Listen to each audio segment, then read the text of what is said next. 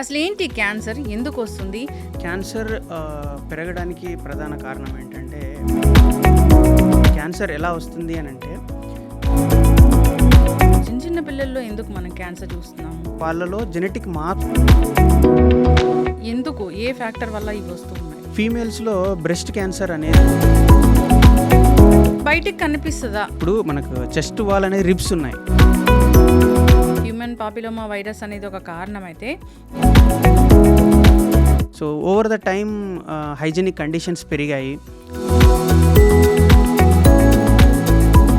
ఇంకా ఏ క్యాన్సర్కి వ్యాక్సిన్ ఉందండి? అంటే ఇప్పుడు వ్యాక్సిన్ ఏదైతే మనం మోస్ట్లీ బ్యాక్టీరియాకో వైరస్కో వాటికే ఇవ్వగలుగుతాం. సో అట్లా ఈ లివర్ క్యాన్సర్ అనేది ఈ వైరస్ వల్ల వస్తుంది, ఈ ట్రాన్స్మిషన్ వల్ల వస్తుందా? ఆ వైరస్ అనేది మన బాడీలో లాంగ్ స్టాండింగ్ ఉన్నప్పుడు. Welcome to iDream media. So cancer బాధితుల సంఖ్య రోజు రోజుకి పెరిగిపోతుంది. ప్రతి అవయవానికి కూడా క్యాన్సర్ అనేది వస్తుంది. అసలు ఏంటి క్యాన్సర్, ఎందుకు వస్తుంది, మరి రాకుండా మనం ఎటువంటి జాగ్రత్తలు తీసుకోవాలి, వస్తే ఎటువంటి ట్రీట్మెంట్స్ ఉన్నాయి, వివరాలు తెలుసుకుందాం. ఈరోజు మనతో పాటు ఉన్నారు ప్రముఖ సర్జికల్ ఆంకాలజిస్ట్ డాక్టర్ రాజేందర్ బైశెట్టి గారు. డాక్టర్ గారు నమస్తే అండి. నమస్తే అండి. డాక్టర్ గారు, క్యాన్సర్ ప్రతి అవయవానికి క్యాన్సర్ వస్తుంది. సో క్యాన్సర్ వచ్చి అది బయటపడడానికి చాలా టైం పడుతుంది. ఈ లోపల జరగాల్సిన డ్యామేజ్ అంతా జరిగిపోతుంది. ఏంటండి క్యాన్సర్ సెల్ మన బాడీలో ఉందని ఎలా తెలుస్తుంది? క్యాన్సర్ వచ్చే ముందు ఏదైనా లక్షణాలు కనిపిస్తాయా? ఎందుకు ఈ క్యాన్సర్ అనేది ఇంతలా పెరిగిపోయింది? క్యాన్సర్ పెరగడానికి ప్రధాన కారణం ఏంటంటే, మన జీవన విధానం మారిపోయింది ఒకప్పటికి ఇప్పటికీ. సో మన ఆహారపు అలవాట్లు కానీ, మన చుట్టూ ఉన్న ఎన్విరాన్మెంట్ కానీ ఇవన్నీ మారిపోయాయి.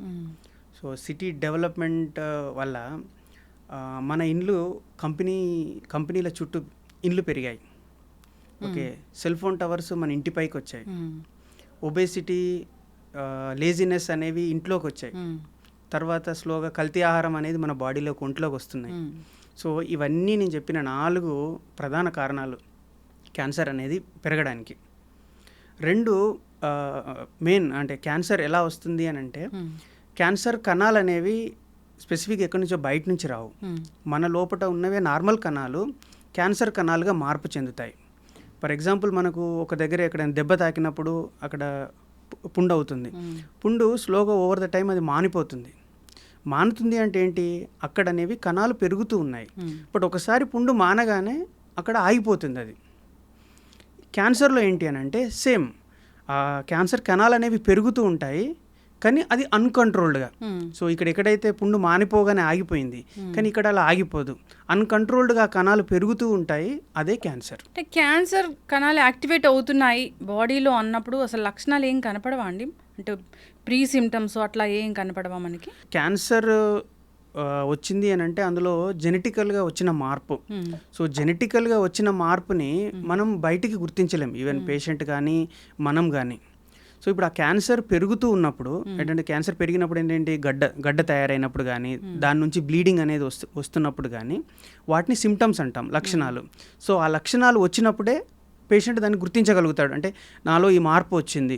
సో అది ఎందువల్ల అనేది మనం టెస్ట్లు చేసి కనుక్కోవాల్సి ఉంటుంది. మనం పెద్దవాళ్ళలో క్యాన్సర్ చూస్తాము, మీరు అన్నట్లుగా రకరకాల ఇష్యూస్, రకరకాల కారకాలు, పెస్టిసైడ్స్ కొట్టిన ఆహారాలు తీసుకోవడము, కల్తీ ఆహారాలు తీసుకోవడము, లేదా ఈ రకరకాల కెమికల్ బేస్డ్ కలర్స్ వాడిన ఆహారాలు తీసుకోవడము, జంక్ ఇలాంటివి, లేదా ప్లాస్టిక్కి బాగా మనము ఎక్స్పోజ్ అవ్వడము, ఎన్నో ఏళ్ల నుంచి ప్లాస్టిక్ వాడకము, ఇట్లా కారకాలు ఉంటాయి. అంటే మరి చిన్న పిల్లల్లో ఎందుకు మనం క్యాన్సర్ చూస్తున్నాము? చిన్నపిల్లల్లో క్యాన్సర్కి ప్రధాన కారణం ఏంటంటే, వాళ్ళలో జెనెటిక్ మార్పులు అనేవి వాళ్ళు పుట్టుకతోనే వచ్చినాయి. అంటే ఆ బేబీ యొక్క పిండం తయారవుతున్నప్పుడు సో ఆ మదర్ ఎక్స్పోజ్ అవ్వడం, రేడియేషన్కి ఎక్స్పోజ్ అవ్వడం కానీ, సో ఎనీ అదర్ కారణాల వల్ల జెనెటికల్గా మార్పులు అవుతాయి. సో దానివల్ల ఈ క్యాన్సర్ పుడుతుంది. ఓకే. సో వాళ్ళలో అంటే చిన్నపిల్లల్లో మెయిన్గా ఈ క్యాన్సర్ కాలకరం వాళ్ళు ఎక్స్పోజ్ అవ్వలేదు. సో దానికి కారణం ఏంటంటే వాళ్ళు పుట్టుకతోనే జెనెటికల్గా మార్పులు వచ్చేసాయి అనమాట. పుట్టుకతోనే అన్నప్పుడు అంటే 4 fathers ఎవరికైనా ఉంటే అలా క్యాన్సర్ అనేది వస్తుందా? అందులో అవి 2 రకాలు మళ్ళీ. సో ఒకవేళ 4 fatherలో ఇప్పుడు ఆ జెనెటికల్ మ్యూటేషన్ అయితే ఏదైతే ఉందో అది ఫ్యామిలీలో రన్ అవుతూ ఉంటుంది. సో అట్లా రావచ్చు. లేదు అనుకో, ఇది ఈ బేబీ పిండం తయారైనప్పుడే సో అందులో కొన్ని ఏమన్నా ఫ్యాక్టర్స్కి ఎక్స్పోజ్ అయినప్పుడు అందులో కొత్తగా మ్యూటేషన్ మ్యుటేషన్ తయారవ్వచ్చు. అంటే ఆ మ్యుటేషన్ ఫ్యామిలీలో అయినా రన్ అవ్వచ్చు, ఆ మ్యుటేషన్ అనేది కొత్తగా స్టార్ట్ అవ్వచ్చు. చిన్నపిల్లల్లో క్యాన్సర్ గురించి మాట్లాడితే సో వాళ్ళలో క్యాన్సర్ ఉంది అనేది ఏదైనా టెస్టుల ద్వారా రకరకాల టెస్టులు అనేవి మరి పుట్టగానే చేస్తూ ఉంటారు. దానిలో ఏం తెలియదా? అప్పుడు బేసిక్గా పిల్లలు పుట్టినప్పుడు మనం చేసే టెస్టులు క్యాన్సర్కి ఏమి చేయం. అంటే వాళ్ళలో కంజెనిటల్గా ఏమన్నా అంటే ఏమన్నా లోపాలు వచ్చాయా అనేది తెలుసుకోవడానికే చేస్తాము. బట్ చిన్నపిల్లల్లో వచ్చే క్యాన్సర్లు కొన్ని ఉన్నాయి. సో అవి మనకు స్పెసిఫిక్గా తెలుసు. సో వాళ్ళకి ఏమైనా స్లోగా వాళ్ళకి ఏమైనా కంప్లైంట్స్ వచ్చినప్పుడు వాటి కోసం స్పెషల్గా స్క్రీన్ చేస్తాం. అంతేకాని అంటే వాళ్ళలో అంటే ఏం తెలియదు మనకి. జెనెటికల్గా ఉందన్నప్పుడు ఇంకేదైనా ఒక టెస్ట్ ఉంది, దాని ద్వారా వీళ్ళకి వచ్చే అవకాశం ఉందని ఏమైనా తెలుసుకోవచ్చా? ఫ్యామిలీలో క్యాన్సర్ ఉంది, అది ఏ జెనెటిక్ ప్రాబ్లం వల్ల వచ్చిందో తెలిస్తే సో ఆ జెనెటిక్ మ్యుటేషన్ అనేది ఈ జనరేషన్ వాళ్ళలో ఉందా లేదా అని చెక్ చేసుకోవచ్చు. ఒకవేళ ఉంది అని అంటే దానికి కావాల్సిన అది మనం చేసుకోవచ్చు ముందే. ఇది చిన్న వాళ్ళలో ఎలాంటి క్యాన్సర్ అనేది మనం ఎక్కువగా చూస్తూ ఉన్నాము? వాళ్ళకి నార్మల్గా బ్లడ్ క్యాన్సర్స్ చాలా ఎక్కువ చిన్నపిల్లల్లో. సో అది కాకుండా నెఫ్రోబ్లాస్టోమా, న్యూరోబ్లాస్టోమా అని కడుపులో వాళ్ళకి గడ్డలు అవ్వడం. సో ఇవి మెయిన్గా మనం చూసేవి. వాళ్ళకి క్యాన్సర్ అనేది డెవలప్ అవుతుంది అన్నప్పుడు ఎలాంటి లక్షణాలు కనిపిస్తాయి? నార్మల్గా నెఫ్రోబ్లాస్టోమా, న్యూరోబ్లాస్టోమా అనేవి కడుపులో గడ్డలు ఉంటాయి. సో బేబీకి ఎటువంటి కంప్లైంట్స్ ఉండవు. మదర్ నార్మల్గా స్నానం చేయించినప్పుడు అంటే ఇట్లా కడుపులో ఒక గడ్డ తగలడం కానీ మెయిన్గా అటువంటి కంప్లైంట్స్తోనే వస్తారు. మోస్ట్ కామన్ ఏంటి అంటే బ్లడ్ క్యాన్సర్స్. బ్లడ్ క్యాన్సర్స్లో ఏంటంటే అంటే రక్త కణాలు బాగా పెరగడం కానీ లేదంటే మొత్తం పడిపోవడం కానీ ఈ రెండు రకాలుగా జరుగుతుంది. సో ఆ రక్త కణాలు చేసే వర్క్ అనేది ఎఫిషియన్సీ పోతుంది అలా ఉన్నప్పుడు. సో వాళ్ళకి ఊరికి బ్రష్ చేసినప్పుడు బ్లీడింగ్ అవ్వడం కానీ, నాజల్ నుంచి బ్లీడింగ్ అవ్వడం కానీ, లేకపోతే ఊరికే ఫీవర్స్ రావడం. సో ఎవ్రీ మంత్లీ 2-3 టైమ్స్ ఊరికే ఫీవర్ రావడం కానీ అట్లా జరుగుతుంది. అలాంటి ఏదైనా కొంచెం అబ్నార్మల్ సిమ్టమ్స్ కనిపిస్తే వెంటనే డాక్టర్ని సంప్రదించడం మంచిది. సో మదర్స్ నార్మల్గా మెయిన్గా వాళ్ళు మదర్సే గుర్తుపడతారు. వాళ్ళు స్నానం చేస్తున్నప్పుడు కడుపులో ఏదైనా గడ్డలాగా తగిలింది అని అంటే ఇమీడియట్గా తీసుకురావడం మంచిది. రెండు ఇటువంటి బ్లీడింగ్ కంప్లైంట్స్ ఏమైనా ఉన్నప్పుడు సో ఇమీడియట్గా డాక్టర్ని కన్సల్ట్ చేస్తే బెటర్. ఇంకా పెద్దవాళ్ళలో క్యాన్సర్కి వస్తే సో ప్రధానంగా ఎటువంటి క్యాన్సర్స్ అనేవి మనం చూస్తూ ఉన్నాం ఇండియాలో. సో ఎందుకు, ఏ ఫ్యాక్టర్ వల్ల ఇవి వస్తూ ఉన్నాయి? అడల్ట్స్లో కనుక చూస్తే ఫీమేల్స్లో బ్రెస్ట్ క్యాన్సర్ అనేది మోస్ట్ కామన్. సో అది వరల్డ్ వైడ్గా కానీ ఇండియాలో కానీ బ్రెస్ట్ క్యాన్సర్ అనేది మోస్ట్ కామన్గా ఉంది. అదే మేల్స్ పేషెంట్స్లో చూస్తే ఓరల్ క్యాన్సర్స్ మోస్ట్ కామన్, దాని తర్వాత లంగ్ క్యాన్సర్స్. ఓరల్ క్యాన్సర్స్ కానీ లంగ్ క్యాన్సర్స్ కానీ మెయిన్ రీజన్ టొబాకో. సో ఒకటి టొబాకో, రెండు ఎన్విరాన్మెంటల్ పొల్యూషన్ వల్ల లంగ్ క్యాన్సర్స్ ఇవి. సో ఇవి రెండు మెయిన్ కామన్. ఎన్విరాన్మెంటల్ పొల్యూషన్ అంటే ఎక్కువగా పొల్యూషన్లో ఎక్స్పోజ్ అవ్వడం అట్లాగా, లేదంటే ఏదైనా పర్టికులర్గా దానికి ఎక్స్పోజ్ అవుతే వస్తుందా? లేదు, అంటే ఇప్పుడు కొన్ని కంపెనీల నుంచి కానీ ఫ్యాక్టరీస్ నుంచి రిలీజ్ అయ్యే గ్యాసెస్ ఉంటాయి. సో వాటన్నిటిలో ఇవి హెవీ మెటల్స్ అని ఉంటాయి, ఆర్సెనిక్ కానీ మెర్క్యూరీ కానీ. సో ఇవన్నీ మనం ఇన్హేల్ చేసినప్పుడు. సో రెండో రీజన్ మెయిన్లీ ప్యాసివ్ స్మోకింగ్, వినుంటారు మీరు. సో ఎవరైతే స్మోకర్స్ ఉంటారో వాళ్ళు స్మోక్ చేసి గాలిని బయటకు వదులుతారు కదా. సో దాని సరౌండింగ్ పీపుల్ దాన్ని ఇన్హేల్ చేస్తారు. So that is called passive smoking. So second hand smoke. దానివల్ల సో ఈ హెవీ మెటల్స్ అనేవి మన బాడీలోకి వెళ్ళిపోతాయి. సో అవి ఈ జెనెటికల్గా మార్పులను తెచ్చి క్యాన్సర్ని కాజ్ చేయడం జరుగుతుంది. ఓరల్ క్యాన్సర్ కానీ ఈ లంగ్ క్యాన్సర్ కానీ వస్తున్నప్పుడు మన శరీరంలో తయారవుతుంది అన్నప్పుడు ఎలాంటి లక్షణాలు కనిపిస్తాయండి? ఓరల్ క్యాన్సర్స్ మెయిన్గా వాళ్ళకి ఏంటంటే అల్సర్స్ తయారవుతాయి. అంటే ఇనిషియల్గా ఫస్ట్ వైట్ ప్యాచెస్ తయారవుతాయి. ఆ వైట్ ప్యాచెస్ నుంచి అల్సర్లు తయారై ఆ అల్సర్ నుంచి ఊరికే జస్ట్ బ్రష్ చేసినప్పుడు కానీ ఊరికే టచ్ చేస్తేనే బ్లీడింగ్ అవ్వడం జరుగుతుంది. లేకపోతే టంగ్ క్యాన్సర్ ఉందనుకోండి, టంగ్ పైన అల్సర్ రావడం, లేదంటే టంగ్ లోపట గడ్డలాగా వాళ్ళకి తెలియడం. సో ఇలా జరుగుతుంది ఓరల్ క్యాన్సర్స్కి. బట్ లంగ్ క్యాన్సర్ ఏంటంటే దాని బ్యాడ్ లక్, లంగ్ అనేది చెస్ట్ క్యావిటీ లోపట ఉంటుంది. సో అది లేట్ స్టేజ్ వరకు మనకు తెలీదు. సో అది లేట్ స్టేజ్లో వాళ్ళు దగ్గినప్పుడు రక్తం పడడం కానీ, లేకపోతే అది ఈ చెస్ట్ వాల్ క్యావిటీకి ఇన్ఫిల్ట్రేట్ అయినప్పుడు సివియర్గా పెయిన్ రావడం. సో ఈ కంప్లైంట్స్తోని. But lung cancers most of the cancers ఏంటంటే 3rd స్టేజ్ 4th స్టేజ్లోనే ప్రజెంట్ అవుతాయి. ఓరల్ క్యాన్సర్ అంటే బయటికి కనబడేది కాబట్టి వాళ్ళకి అల్సర్ ఉన్నా తెలిసిపోతుంది, ఇమీడియట్గా వస్తారు, ఇప్పుడు అవేర్నెస్ పెరిగింది కాబట్టి. బట్ లంగ్ క్యాన్సర్ ఏం చేయలేం. క్యాన్సర్ అంటే ఒక ట్యూమర్ లాగా వస్తుంది అంటారు. ఇప్పుడు లంగ్స్లో కూడా ఒక ట్యూమర్ లాగా వస్తుందా?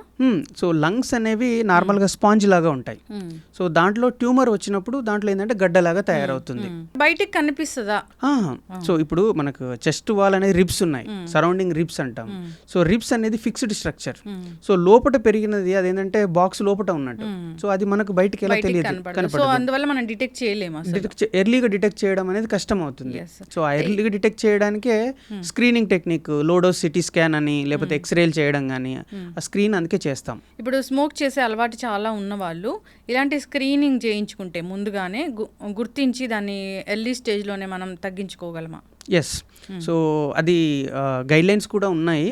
బట్ 40 years ఏజ్ దాటిన తర్వాత సో వాళ్ళందరూ ఏంటి అని అంటే ఎవ్రీ ఇయర్లీ ఈ లోడోస్ సిటీ స్కాన్ అంటాం. సో సిటీ స్కాన్ చేయడం కానీ లేకపోతే ఎక్స్రే చేసినప్పుడు మనం ఎర్లీ స్టేజ్లో అంటే ఆ ట్యూమర్ ఏదైతే స్టార్ట్ అయినప్పుడే మనం దాన్ని ఐడెంటిఫై చేయొచ్చు, దానికి కావాల్సిన ట్రీట్మెంట్ చేయొచ్చు. చాలామంది మనం చూసాము ఏంటంటే ఒక క్యాన్సర్ వచ్చి ఒక లంగ్ అంతా తీసేసిన తర్వాత కూడా చాలా కాలం బ్రతకడం అనేది మనం చూసాం.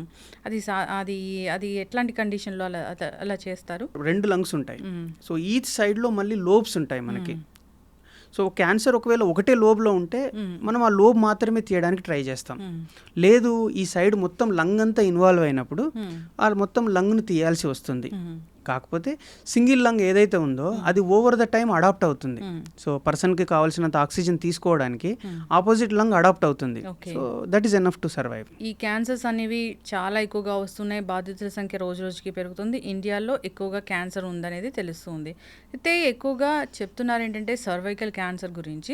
సర్వైకల్ క్యాన్సర్ రావడానికి ఒక వైరస్ అనేది, హ్యూమన్ పాపిలోమా వైరస్ అనేది ఒక కారణం అయితే ఇంకొక ప్రధాన కారణం శానిటరీ నాప్కిన్స్ అని కూడా అంటూ ఉన్నారు. సో దీనిలో నిజం ఎంత, మరి దీన్ని అరికట్టడం ఎలాగా? హెచ్పివి వ్యాక్సిన్ ఒకప్పుడు మన దగ్గర సర్వైకల్ క్యాన్సర్ అనేది మోస్ట్ కామన్ ఇండియాలో.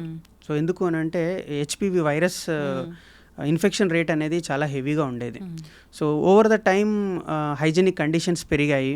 సో దానివల్ల ఏంటంటే హెచ్పివి వైరస్ యొక్క ట్రాన్స్మిషన్ అనేది తగ్గిపోయింది. సో ఇప్పుడు సర్వైకల్ క్యాన్సర్ అనేది మోస్ట్ కామన్ కాదు, breast cancer most common. So ఆ హెచ్పివి వ్యాక్సిన్ ఇన్ఫెక్షన్ని ప్రివెంట్ చేయడం వల్ల మనం 80 to 90% సర్వైకల్ క్యాన్సర్ని అయితే ప్రివెంట్ చేయొచ్చు. బట్ ఈ నాప్కిన్స్ అనేది ఏవై ఉన్నాయో సో అవి mostly some chemical based. Okay, so ఆ కెమికల్ బేస్డ్ వల్ల సర్వైకల్ క్యాన్సర్ అనేది పాసిబిలిటీ తక్కువ. బట్ ఈ కెమికల్స్ వల్ల స్కిన్ క్యాన్సర్స్ అంటే అరౌండ్ వల్వల్ క్యాన్సర్ అంటాము. సో ఎక్స్టర్నల్గా వచ్చే అవకాశాలు ఉన్నాయి కెమికల్స్, హెవీ కెమికల్స్ వాడితే. అయితే డాక్టర్ గారు దీనికైతే వ్యాక్సిన్ ఉంది, ఇంకా ఏ క్యాన్సర్కి వ్యాక్సిన్ ఉందండి? ఒకటి లివర్ క్యాన్సర్. లివర్ని అంటే వ్యాక్సిన్ ఏదైతే మనం మోస్ట్లీ బ్యాక్టీరియాకో వైరస్కో వాటికే ఇవ్వగలుగుతాం. సో అట్లా హిపటైటిస్ వైరస్ అనేది లివర్ క్యాన్సర్ని కాజ్ చేస్తుంది. కాబట్టి హిపటైటిస్ బి వ్యాక్సిన్ ఉంది. సో లివర్ క్యాన్సర్ రాకుండా. ఇది హెచ్పివి వ్యాక్సిన్, సర్వైకల్ క్యాన్సర్ రాకుండా. ఇప్పటికైతే ఈ 2 వ్యాక్సిన్లు అయితే ప్రివెంట్ చేయడానికి ఉన్నాయి. హెపటైటిస్ ఆల్సో డేంజరస్ వైరస్ అని అంటారు కదా, సో దానివల్ల ప్రాణాలు పోయే అవకాశం ఉందని కూడా చెప్తూ ఉంటారు. హిపటైటిస్లో 5 types ఉన్నాయి హిపటైటిస్లో. అందులో మెయిన్గా హిపటైటిస్ బి అండ్ సి అనేది బ్లడ్ ట్రాన్స్మిషన్ వల్ల, అంటే ఎయిడ్స్ లాగా ఒకరి నుంచి ఇంకొకరికి either sexual transmission or blood ద్వారా వస్తుంది. అవేంటి అని అంటే ఎప్పుడైతే అంటే సివియర్గా ఎఫెక్ట్ అయినప్పుడు సో కంప్లీట్గా లివర్ ఫెయిల్యూర్ వచ్చి చనిపోవడానికి ఛాన్స్ ఉంటుంది. బట్ రిమైనింగ్ వైరస్లు ఉన్నాయి కదా, హిపటైటిస్ ఏ, హిపటైటిస్ డి, ఈ, సో అవన్నీ అంత అంటే సీరియస్ అవ్వవు. బట్ లూజ్ మోషన్స్ అవ్వడము, సో జస్ట్ లివర్ ఫెయిల్యూర్ కొంతవరకు ఉండి మళ్ళీ సెటిల్ అవ్వడం అలా జరుగుతుంది. ఈ లివర్ క్యాన్సర్ అనేది ఈ వైరస్ వల్ల వస్తుంది, ఈ ట్రాన్స్మిషన్ వల్ల వస్తుందా? ఈ virus hepatitis B and C అనేవి సో బ్లడ్ ట్రాన్స్మిషన్ అవుతాయి అంటే ఒకరి నుంచి ఒకరికి. ఆ వైరస్ అనేది మన బాడీలో లాంగ్ స్టాండింగ్ ఉన్నప్పుడు సో అది లివర్ క్యాన్సర్ని కాజ్ చేస్తుంది. లివర్ ఇష్యూసే వస్తాయా, లివర్ క్యాన్సరే వస్తుందా దీనివల్ల? ఇనిషియల్గా ఎప్పుడైతే అక్యూట్ ఇన్ఫెక్షన్ వచ్చినప్పుడు లివర్ ఫెయిల్యూర్ వస్తుంది, జాండీస్ రావడం కానీ అట్లా సో వస్తుంది. సో అది ఓవర్ ద టైం ఏంటంటే అక్యూట్ అది సెట్ అయిపోతుంది, బట్ వైరస్ అనేది మనలో ఉండిపోతుంది. సో అది ఒక 20-25 years అయినప్పుడు ఆ లివర్ మొత్తం సిర్రోసిస్ అంటాం. సో ముందేదో నేను స్పాంజ్ లాగా అన్నాను కదా, అదంతా హార్డ్ లాగా అవుతుంది, దాంట్లో ట్యూమర్ స్టార్ట్ అవుతుంది. సో లివర్ ఇష్యూస్ వచ్చిన వాళ్ళకి లివర్ పూర్తి స్థాయిలో తొలగించడం, మళ్ళీ కొత్త లివర్ వేయడం అలాగా జరుగుతుంది కదా, అట్లా చేయొచ్చు ఈ క్యాన్సర్లో? చేయొచ్చు. అంటే కానీ పేషెంట్ ఫిట్ అవ్వాలి కదా. సో నార్మల్గా ఇది ఇప్పుడు 20 years హెపటైటిస్ బి అని అంటే ఆ టైం వరకు పేషెంట్ 67-65 ఆ ఏజ్కు రీచ్ అవుతారు. ఆ ఏజ్లో లివర్ ట్రాన్స్ప్లాంటేషన్ అనేది కొంచెం రిస్కీ. సో అది పేషెంట్ యొక్క కండిషన్ చూసి మనం డిసైడ్ చేస్తాం. ఏదైనా క్యాన్సర్ అనేది రాకుండానే చూసుకోవాలి. సో రాకుండా జాగ్రత్తలు అంటే అసలు ఏముంటాయి? సో రాకుండా అని అంటే మెయిన్గా ఇప్పుడున్న సిచ్యువేషన్స్కి ఈ అడల్టరేటెడ్ ఫుడ్ అనేది మెయిన్గా తగ్గిచేసేయాలి. సో ఒకటి బయట ఫుడ్ తినడం అది ఎంత ఆపితే అంత మంచిది. ఇప్పుడు మొత్తం ట్రెండ్ అనేది చేంజ్ అయిపోయింది. ఒకప్పుడు వీకెండ్స్ వస్తే ఇంటి దగ్గర అమ్మ అంటే ఫుడ్ చేసి పెడితే ఇంట్లో తిందాము అనే ఆ ఫీలింగ్ ఉండేది. ఇప్పుడు ట్రెండ్ చేంజ్ అయింది. వీకెండ్ వస్తే బయటికి వెళ్ళి రెస్టారెంట్లో తినాలి, అందరం బయటికి వెళ్ళి టైం స్పెండ్ చేయాలి అనేది ట్రెండ్ చేంజ్ అయింది. సో ఈ బయట ఫుడ్ అనేది మెయిన్గా రీజన్ క్యాన్సర్స్కి.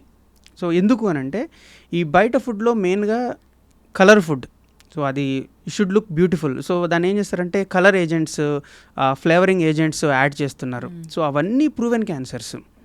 సో ఇంకా అట్లా మాట్లాడితే బేకరీస్ ఉన్నాయి, ఇవన్నీ ఉన్నాయి. దాంట్లో ఏంటి ఆర్టిఫిషియల్ స్వీట్నర్స్ వాడుతున్నారు, సైక్లోటైమ్ కానీ ఆస్పర్టేమ్ కానీ. సో ఇవన్నీ ప్రూవెన్ కార్సినోజెనిక్సే అవన్నీ. సో ఇంకా మాట్లాడితే అందులో పొటాషియం బ్రోమేట్ అని ఇప్పుడు వాటన్నిటిలో పిజ్జాలలో వీటన్నిటిలో అవి పిండి ఉంటుంది కదా. సో అందులో పొటాషియం బ్రోమేట్ అనేది యాడ్ చేస్తారు.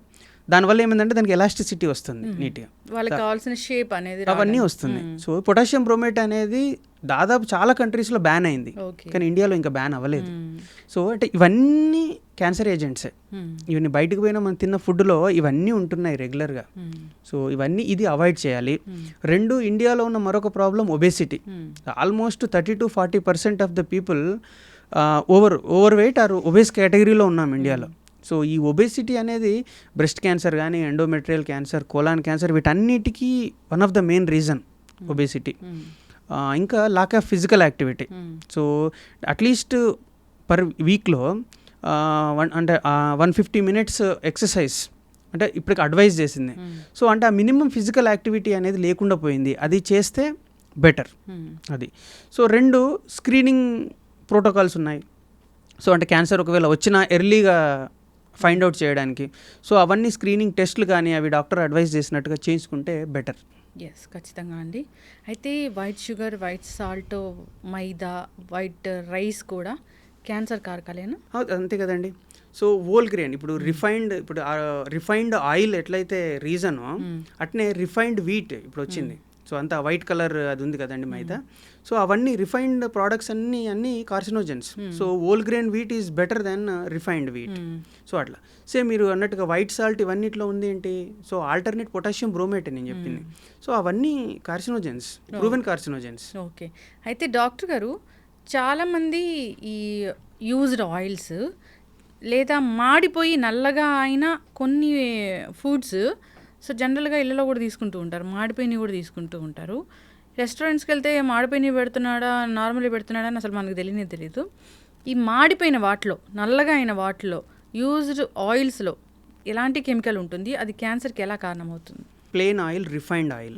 సో ఈ రిఫైన్డ్ ఆయిల్స్ అనేవి ఆర్ నార్మల్ ఆయిల్ని కూడా మనం రిపీటెడ్గా హీట్ చేసినప్పుడు ఏమవుతుందనంటే అందులో కొన్ని ఆక్సిజన్ ఫ్రీ రాడికల్స్ అంటాం, ఏవైతే మన బాడీలో మ్యుటేషన్స్ కాజ్ చేయగలుగుతాయో సో అవన్నీ తయారవుతాయి.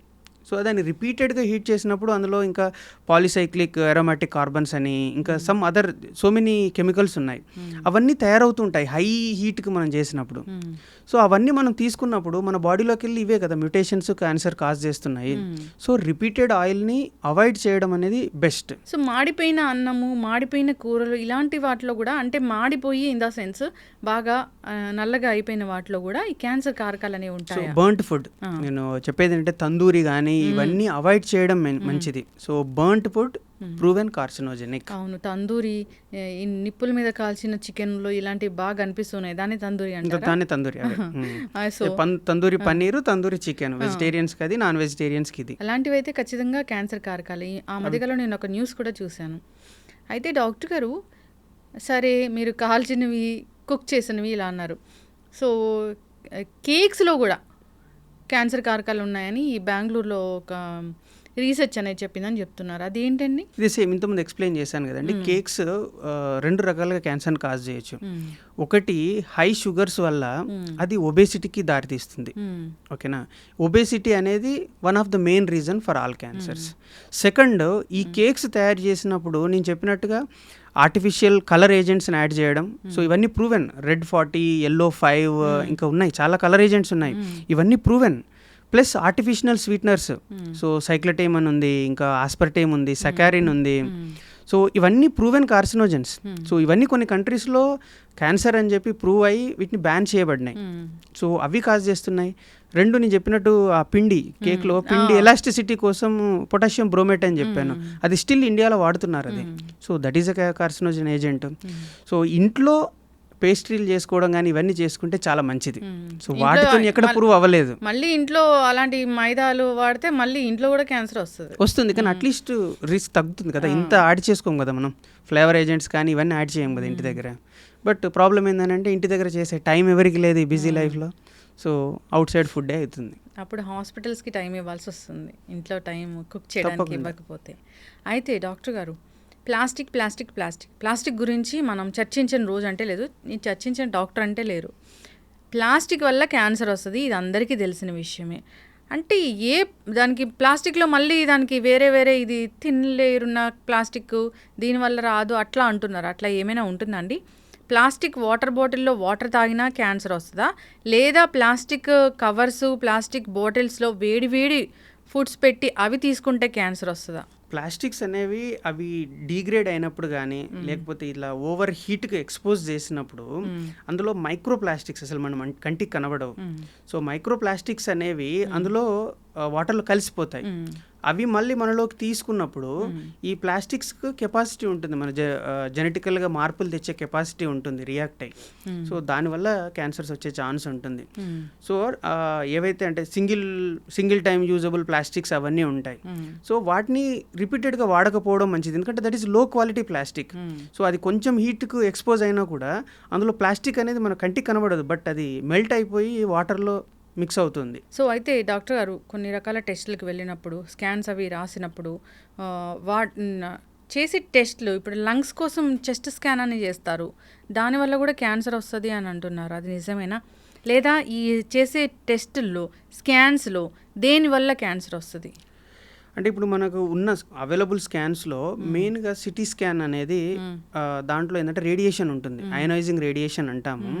ఆ రేడియేషన్కి ఎక్స్పోజ్ అయినప్పుడు, బట్ 1 స్కాన్ 2 స్కాన్ తీసినప్పుడు ఏమవ్వదు. సో కొన్ని రిపీటెడ్గా స్కాన్స్కి ఎక్స్పోజ్ అయినప్పుడు సో ఈ పాసిబిలిటీ అనేది ఉంటుంది, ఎందుకంటే అయనైజింగ్ రేడియేషన్ కదా.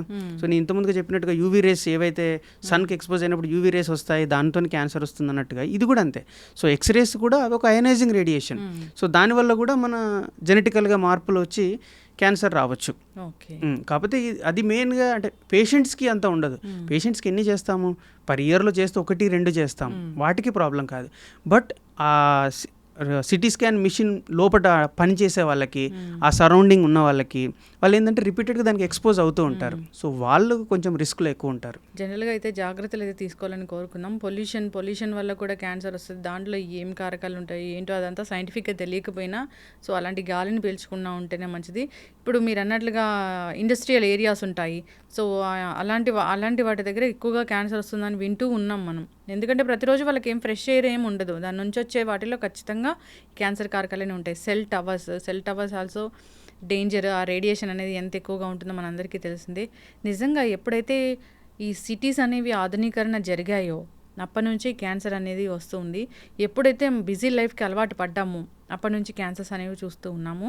అయితే డాక్టర్ గారు, ఇప్పుడు నైట్ షిఫ్ట్లు చేసే వాళ్ళకి ఈ ఒక రకమైన హార్మోన్ ఉంటుంది, అది హార్మోన్ రిలీజ్ అవ్వక కూడా క్యాన్సర్ అనేది వస్తుంది అంటున్నారు, అది నిజమేనా? Good question. అది రీసెంట్గా పబ్లిష్ అయిన ట్రయల్స్ అవి.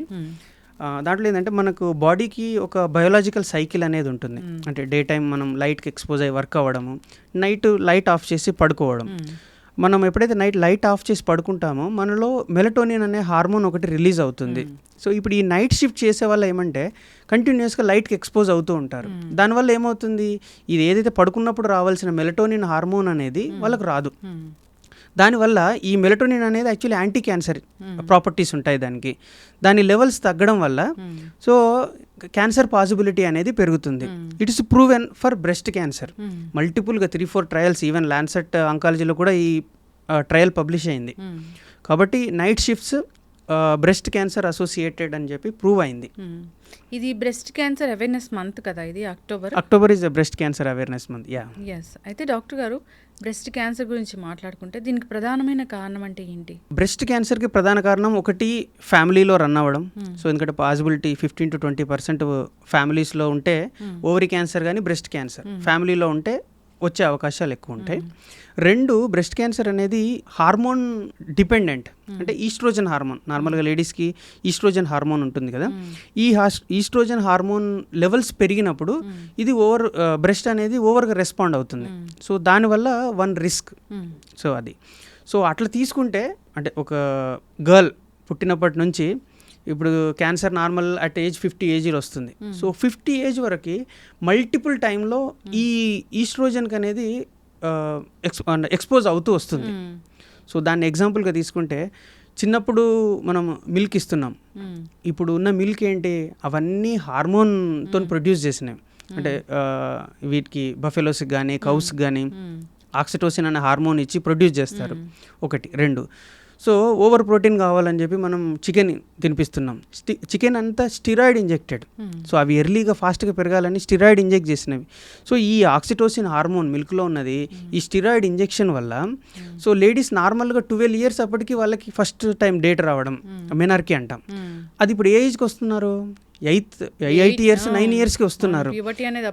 స్టార్ట్ అయిపోతుంది ఇప్పుడు 8కి. ఒకప్పుడు 14-15 దగ్గర ఉండేది. సో అది మెయిన్ రీజన్. సో ఇప్పుడు 9 ఏజ్కు ఆమెకు ఫస్ట్ టైం డేట్ వచ్చినప్పుడు ఆమె లైఫ్లో ఏమవుతుంది, ఈ నంబర్ ఆఫ్ డేట్ వచ్చే సైకిల్స్ ఏమవుతాయి, ఈచ్ మంత్కి ఒక సైకిల్ వస్తుంది కదా, నంబర్ పెరుగుతుంది. అది పెరిగినప్పుడు కూడా ఈస్ట్రోజన్ అనే హార్మోన్కి ఓవర్ ఎక్స్పోజ్ అవుతుంది ఆమెకు తెలియకుండానే. సో అంటే ఇది అంటే సొసైటీలో జరుగుతున్న మిస్టేక్ వల్ల సో గర్ల్ ఎఫెక్ట్ అవుతుంది. సో ఇంకా ముందుకెళ్తే సో మనం లిప్స్టిక్ వాడుతున్నాం, సో హెయిర్ డై వాడుతున్నాం. సో ఈ లిప్స్టిక్లో మీరు చూసుంటారు పారాబెన్ ఫ్రీ అని ఇప్పుడు కొత్తగా స్టార్ట్ అయింది. But paraben is a proven cancer. ఎందుకంటే అది ఈస్ట్రోజన్ లాగా పనిచేస్తుంది. సో ఈస్ట్రోజన్ బ్రెస్ట్ క్యాన్సర్ని కాజ్ చేస్తుంది. సో అట్లా 2 ఇప్పుడు పెద్ద ఫ్యాషన్ అయిపోయింది సెలబ్రిటీస్లో కానీ ఇది సరోగసి. సో అంటే మదర్హుడ్ అనేది వీళ్ళు బేబీని సరోగసిలో అంటే ఇంకొకరి ఊమ్లో పెంచుతున్నారు. సో దీనివల్ల ఏమవుతుంది, నార్మల్గా ప్రెగ్నెన్సీ ఉన్నప్పుడు లేదా నువ్వు బ్రెస్ట్ ఫీడింగ్ మనం చేస్తున్నప్పుడు ఏమవుతుంది, ఆ టైంలో సైకిల్స్ రావు. అంటే దాని మీనింగ్ ఏంటి, ఆమె ఈస్ట్రోజన్కి ఎక్స్పోజ్ అవ్వదు ఆ టైంలో. బట్ ఈ సరోగసి వల్ల ఏమవుతుంది, వీళ్ళు number of cycles over expose అవుతున్నారు. So that is one more risk factor. So ఇట్లా ఆలోచించుకుంటూ పోతే పుట్టినప్పటి నుంచి ఆమె 50 ఏజ్కి వచ్చేసరికి సో ఈ ఈస్ట్రోజన్ ఫ్యాక్టర్స్కి ఎక్స్పోజ్ అవుతూనే ఉంది. అయితే ఇప్పుడు రకరకాల హెయిర్ గమ్మీస్ అలాంటివి వచ్చాయి, హెయిర్ ఫాల్ అవుతుంటే ఈస్ట్రోజన్ ఉన్న గమ్మీస్ ఇట్లాంటివి, అవి అట్లా ఓవరాల్గా తీసుకోవడం వల్ల కూడా వస్తుందా డాక్టర్ గారు? ఈస్ట్రోజన్ ఉన్న మిక్స్డ్ ప్రోడక్ట్స్ ఏవి తీసుకున్నా కూడా రిస్క్ ఉంటుంది. 2 కెమికల్స్ మిక్స్డ్. సో అంటే బ్రెస్ట్ క్యాన్సర్ కెమికల్స్ అనేది ఇంకా స్టడీస్ అంతగా ప్రూవ్ అవ్వలేదు. బట్ ఏమన్నా హెవీ కెమికల్స్ ఉంటాయి కదా, సో అవి మిక్స్ అయినవి తీసుకున్నా కూడా వస్తుంది. సో హార్మోన్ ఇంబ్యాలెన్స్ వచ్చిందని దాన్ని కరెక్ట్ చేయించుకోవడానికి ట్రీట్మెంట్స్ తీసుకుంటూ ఉంటారు, దానివల్ల కూడా క్యాన్సర్ అనేది వస్తూ ఉందా? అట్లేం ఉండదు. బట్ హార్మోన్ ఇంబ్యాలెన్స్ అనేది దేని వల్ల వచ్చింది అంటే ఇప్పుడు అది ఓవర్ ప్రొడక్షన్ వల్ల అయిందా, లో ప్రొడక్షన్ వల్ల అయిందా, అసలు రూట్ కాజ్ ఏంటి, రూట్ కాజ్ అనేది తెలుసుకుని దాన్ని ట్రీట్ చేయాలి మనం. ఇప్పుడు బ్రెస్ట్ క్యాన్సర్ వచ్చింది అన్నప్పుడు అంటే అప్పుడే స్టార్ట్ అవుతుంది అన్నప్పుడు ప్రీ సిమ్టమ్స్ ఏమైనా కనిపిస్తాయి అంటే ట్యూమర్ లాగా ఎక్స్పోజ్ అయిన తర్వాత కాకుండా? ప్రీ సిమ్టమ్స్ అనేది లేదు. అంటే ఒకటి లంప్ అనేది అట్లీస్ట్ 1-2 సెంటీమీటర్ అయినప్పుడే మనకు చేతికి తెలుస్తుంది. లేదు అన్న కొందరికి నిపిల్ నుంచి బ్లడ్ డిశ్చార్జ్ రావడం కానీ లేకపోతే సీరియస్ డిశ్చార్జ్ రావడం, లేకపోతే ఇనిషియల్లో కొంచెం మైల్డ్ అన్కంఫర్ట్ ఉండడం, సో అటువంటివి ఉండొచ్చు. సో ఇప్పుడు అందరూ మాట్లాడుతున్న విషయం ఏంటంటే గట్ హెల్త్ పాడైంది దానివల్ల క్యాన్సర్ వచ్చింది అని. సో గట్ హెల్త్ అనేది ఎందుకు పాడవుతుంది, క్యాన్సర్ అనేది ఎందుకు వస్తుంది? జనరల్గా అక్కడ వచ్చే క్యాన్సర్ని కోలన్ క్యాన్సర్ అంటారా? అంటే గట్ అని అంటే మనం అంటే చాలా ఉన్నాయి ఆర్గాన్స్ మొత్తం, oesophagus, stomach, small intestine, large intestine, ఇవంతా కలిపి గట్టే అంటాం. లార్జ్ ఇంటెస్టైన్లో వచ్చిన దాన్ని కోలన్ క్యాన్సర్ అంటాం. సో స్టమక్లో వచ్చింది స్టమక్ క్యాన్సర్, ఈసోఫాగస్లో వచ్చింది ఈసోఫాజియల్ క్యాన్సర్. అట్లా ఇట్లా కూడా వస్తుందా? కోలన్ క్యాన్సర్ వస్తుంది, పొట్టలో క్యాన్సర్ వస్తుంది, ఈసోఫాగస్ క్యాన్సర్ వస్తుంది. ఇట్లా ప్రతి అవయవానికి అసలు క్యాన్సర్ వచ్చే పనిలోనే ఉంటుంది. పొట్ట అనేది ఒక మిస్టరీ బాక్స్. అందులో ఉన్న ప్రతి ఆర్గాన్కి ప్రతి క్యాన్సర్ రావచ్చు. సో ఇది అంటే ఇక్కడ వస్తుందంటే గట్ హెల్త్ పాడవడం వల్ల వస్తుందన్నా? గట్ హెల్త్ పాడవడం అంటే మెయిన్గా అంటే ఇప్పుడు గట్ క్యాన్సర్స్ మోర్ ఆఫ్ మన ఫుడ్ హ్యాబిట్స్తోనే కదా. సో మనం ఫుడ్లో టాక్సికెంట్స్ ఉన్నాయనుకో, సో వాటి వల్ల ఏమవుతుందంటే గట్ లోపల ఒక ఎపిథీలియల్ లేయర్ అనేది ఉంటుంది. సో ఆ లేయర్ అనేది ఎప్పటికప్పుడు న్యూగా తయారవుతూ ఉంటుంది. అంటే ఓల్డ్ సెల్స్ పోతూ ఉంటాయి, న్యూగా తయారవుతూ ఉంటాయి. సో ఈ టైంలో మనం వాటికి టాక్సిన్స్ ఇచ్చాము, పాయిజన్స్ ఇచ్చామనుకో, సో అది ఏంటంటే మోర్ ప్రోన్ ఉంటుంది మ్యుటేషన్స్కి. ఏదైతే యాక్టివ్ సెల్ ఉంటుందో అది మోర్ ప్రోన్ ఉంటుంది. సో అప్పుడు ఆ గట్ లోపల ఎపిథీలియంలో క్యాన్సర్ వచ్చే అవకాశాలు చాలా ఎక్కువ ఉంటాయి మనం తీసుకునే దాంట్లో టాక్సికెంట్స్ ఉంటాయి. డాక్టర్ గారు, ఈ మధ్యకాలంలో విన్నాను ఏంటంటే ప్రోస్టేట్ క్యాన్సర్ అనేది ఇండియన్స్లో ఎక్కువగా వస్తూ ఉంది. సో పురుషుల్లో వచ్చే క్యాన్సర్ ఇది, చనిపోతూ ఉన్నారని కూడా. అవునా డాక్టర్ గారు? లేదండి, అంటే యాక్చువల్లీ ప్రోస్టేట్ గ్లాండ్ అనేది మేల్స్కి ఉంటుంది నార్మల్గా. But comparing to the Americans, ఏషియన్స్కి రిస్క్ చాలా తక్కువ మనకి ప్రోస్టేట్ క్యాన్సర్.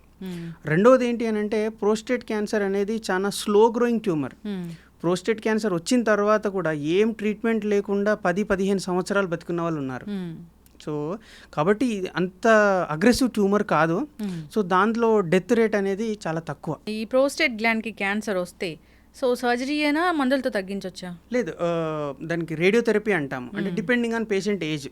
నార్మల్గా అది ఎప్పుడు 70-80లోనే వస్తుంది. సో బిలో 50లో చూడం యాక్చువల్లీ ప్రోస్టేట్ క్యాన్సర్ చాలా తక్కువ.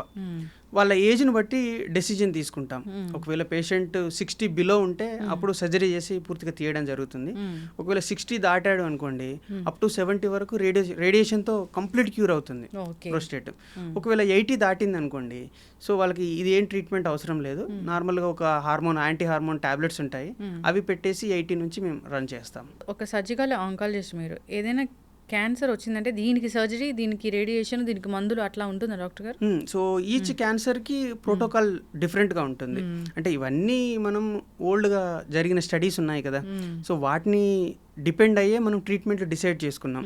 సో కొన్ని క్యాన్సర్స్కి సర్జరీ చాలా బాగా పనిచేస్తుంది. అంటే కంప్లీట్గా రిమూవ్ చేసాము అని అంటే పేషెంట్ క్యూరేటివ్ ఛాన్స్ పెరుగుతుంది.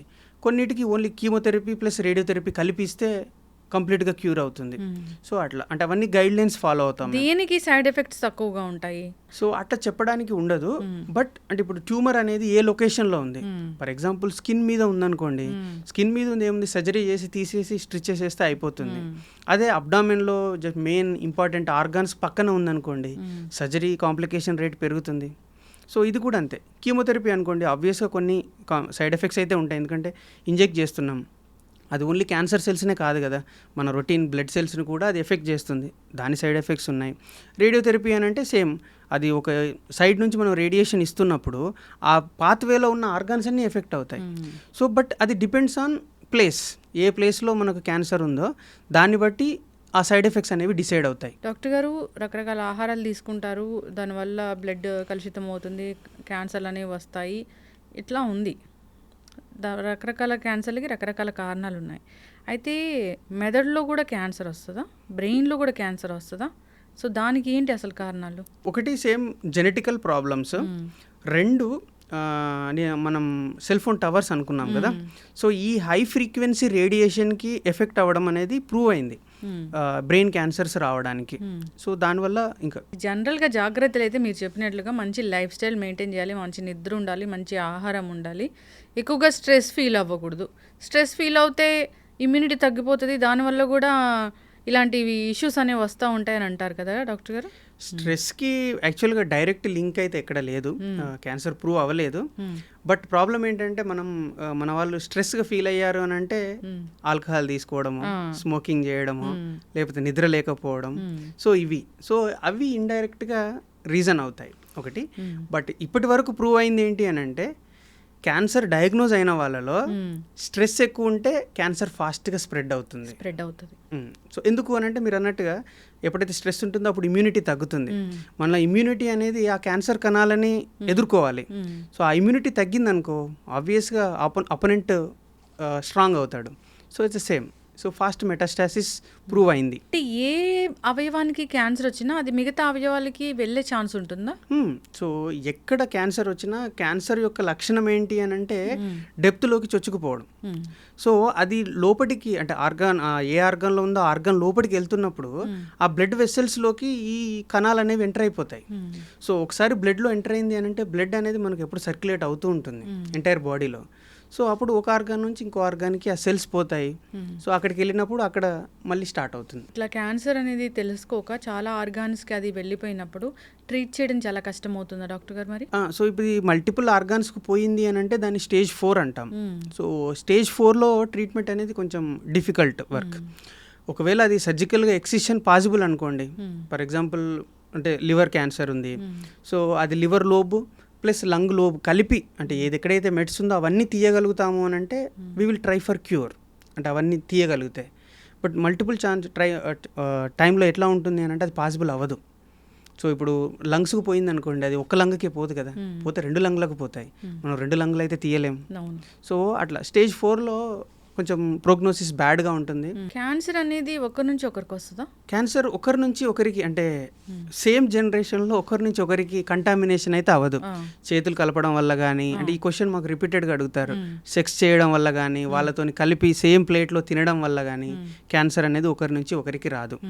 ఒకటి తల్లిదండ్రుల నుంచి పిల్లలకు రావడం. సో అదొకటే జరుగుతుంది. చాలా చక్కగా చెప్పారు. ఈ క్యాన్సర్ సిరీస్ అనేది కంటిన్యూ చేద్దాము. ఇంకా చాలా క్వశ్చన్సే ఉన్నాయి నాకు. సిరీస్ అనేది కంటిన్యూ చేద్దామంటే అసలు జాగ్రత్తలు ఇంకా ఏం తీసుకోవాలి, సో రాకుండా ఎక్స్పోజ్ అవ్వకుండా ఏం చేయాలి అనేది, ఇలాంటి వాటి గురించి డిస్కస్ చేద్దాము. ఇంకా ఎటువంటి ట్రీట్మెంట్స్ వచ్చాయి వాటి గురించి కూడా. చాలా చక్కటి ఇన్ఫర్మేషన్ డాక్టర్ గారు, ధన్యవాదాలు. Thank you.